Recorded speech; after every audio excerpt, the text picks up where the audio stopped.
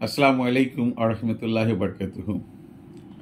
আমার হোমিওপ্যাথিক ভাই বোনেরা, ডাক্তারগণ এবং আমার শিক্ষার্থীগণ, আসুন আজকে একটা হোমিওপ্যাথিক কেস নিয়ে আলোচনা করি। এক ভদ্রলোক, দেখতে মধ্যবয়স্ক, বয়স তার 40 থেকে 45 বছর বয়স হবে। তিনি ডাক্তারের চেম্বারে আসলেন। ডাক্তারকে তিনি তার শারীরিক সমস্যার কথাটা বললেন। সেটা হলো যে রোগীর বাম দিকের চোয়ালের নিচে একটা জ্বালাকর, একটা মুরগির ডিমের মতন একটা বড় টিউমার ছিল বাম দিকের চোয়ালের নিচে, এবং এটার জন্য সে অনেক দিন ধরে অ্যালোপ্যাথি ওষুধ খাচ্ছেন এবং চিকিৎসা করে যাচ্ছেন। ফলাফল কোনো কিছুই হচ্ছে না। বাধ্য হয়ে তিনি হোমিওপ্যাথি ডক্টরের কাছে আসেন এবং ডক্টরের কাছে এই কথাটাই বললেন।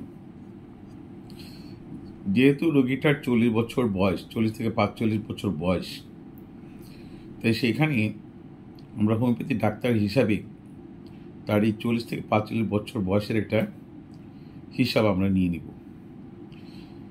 তাহলে দেখা যাচ্ছে যে এখানে পিতা মাতার জাইগোট ফর্ম হলো, সেখান থেকে একটা শিশুর জন্ম পর্যন্ত 9 মাস মায়ের পেটে থাকে, সেখানেও রোগীর খবর নিতে হয়, এবং জন্ম থেকে একটা রোগীর পিউবার্টি আসা পর্যন্ত সেই মাঝখানে খবরও নিতে হয়, এবং রোগীর বিয়ে কত বছর বয়সে করলো সেই বয়স পর্যন্ত আরেকটা জিজ্ঞেস করতে হয়, এবং বিয়ের পর থেকে এবং বর্তমান বয়স পর্যন্ত রোগীর আর কি কি সমস্যা হয়েছে তার একটা ইতিহাস নিতে হয়। কারণ এখানে প্রতিটা ধাপেই এবং শারীরিক ও মানসিক যে লক্ষণগুলো থাকে সে সম্পূর্ণ আলাদা। মায়ের পেটে এক ধরনের তার অবস্থা, পৃথিবীতে আসার পরে পিউবার্টি পর্যন্ত আরেক ধরনের অবস্থা, পিউবার্টি থেকে শুরু করে বিয়ের আগ পর্যন্ত আরেক ধরনের শারীরিক মানসিক সমস্যা, আবার বিয়ের পর থেকে বর্তমান সময় পর্যন্ত রোগীর অন্য ধরনের শারীরিক মানসিক সমস্যা আমরা পেতে পারি। সেই হিসাবে আমাদেরকে জিজ্ঞেস করতে হয়। তাহলে রোগী, যেহেতু রোগীর সব কিছুই বলেছেন, সব কিছুই আমরা শুনেছি, সেখানে মেইন একটা কথা ছিল, সেটা হলো যে রোগী 2 থেকে 3 বছর আগে রোগী ভাত খেয়েছিলেন ভেটকি মাছ দিয়ে, এবং ভেটকি মাছের একটা কাঁটা সেই বাম চোয়ালের নিচে আটকে গিয়েছিল, এবং সেই মাছের কাঁটা পরে তুলে ফেলা হয়, এবং পরবর্তীতে তার সমস্যা হয়নি, এবং তার কয়েক মাস পর থেকেই এখানটা ছোট টিউমার ফর্ম করে এবং সেটা আস্তে আস্তে বড় হতে থাকে। এটা একটা কজেশন হিসাবে আমরা পেলাম। আর রোগীর ব্যক্তিকেন্দ্রিক হিসাবে রোগী গরম কাতর ছিল, তার যে স্টুল মল ছিল সেটা তার আঙ্গুলে দ্বারা বের করতে হতো। তার খাদ্যের ইচ্ছা ভিতরে, সে ঠান্ডা খাবারের প্রতি তার অনুভব ছিল, তার দুধ খাওয়ার প্রতি অনীহা ছিল, আর তার পায়ের তলায় ঘাম ছিল না, এবং সেখানে কোনো দুর্গন্ধও ছিল না। মানসিক দিক থেকে আমরা পেলাম তার বড় একটা আত্মপ্রত্যয়ের অভাব, আমরা এটা পেলাম।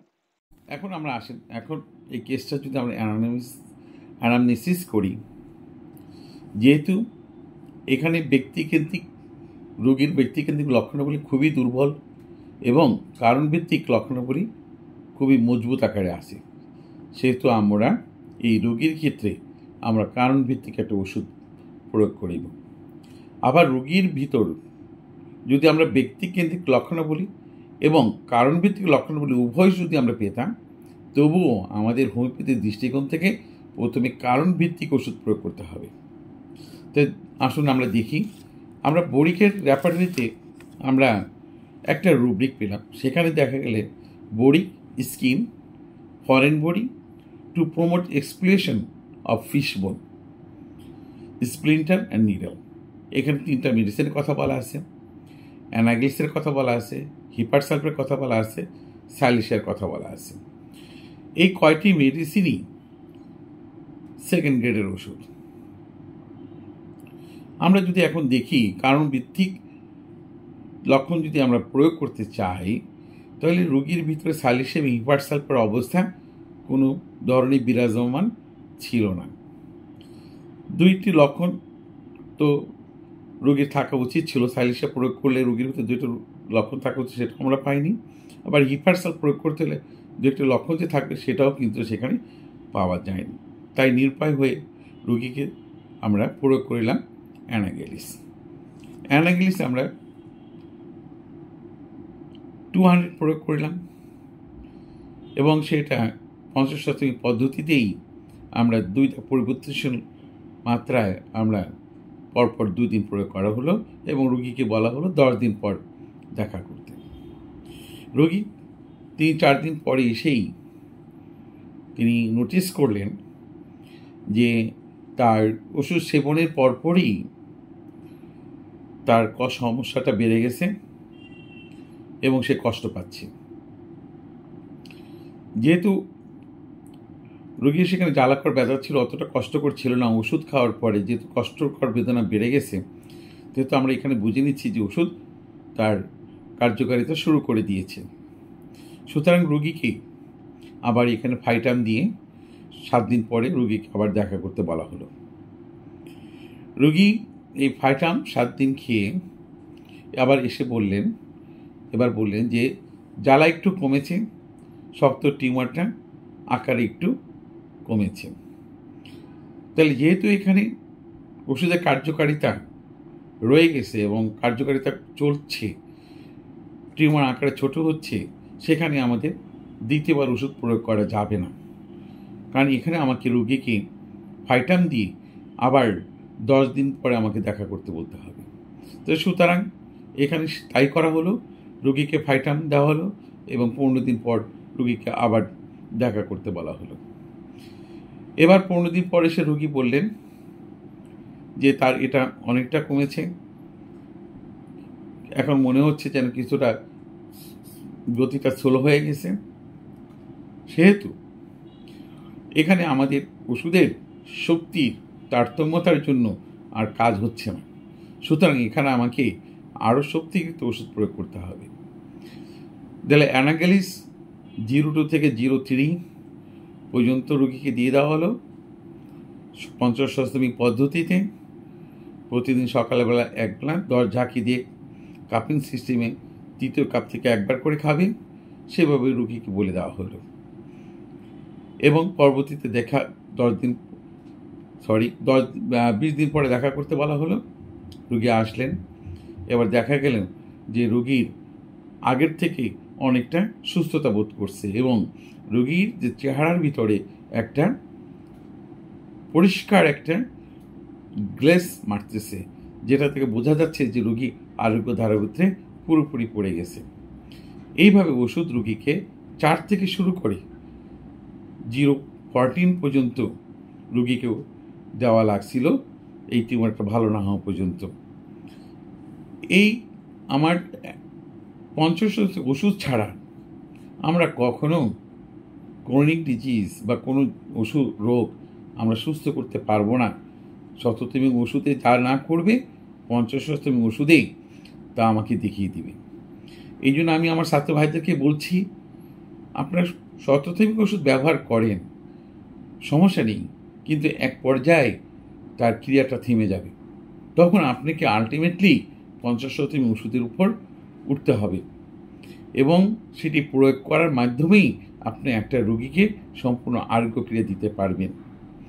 যেহেতু অ্যানাগ্লিস 0-2 থেকে শুরু করে 0-14 পর্যন্ত দেওয়ার ফলে প্রায় বছর খানিকের উপরে বেশি লেগে গেছিল এবং রোগী এটি দেখা যাচ্ছে যে সম্পূর্ণ সুস্থ হয়ে গিয়েছিল।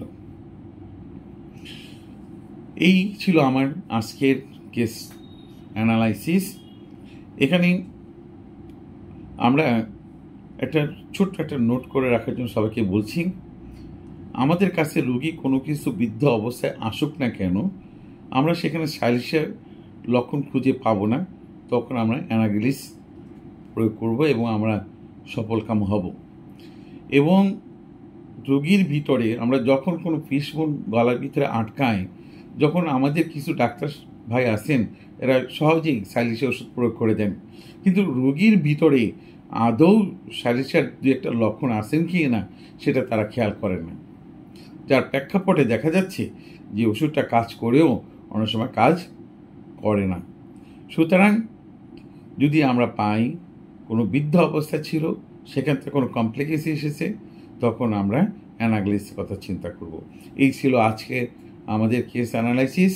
সুতরাং আপনি যদি ভালো লাগে, ইনশাল্লাহ আগামীতে আবার দেখা হবে, জানাবেন। আসসালামু আলাইকুম রহমতুল্লাহ ওয়া বারাকাতুহু।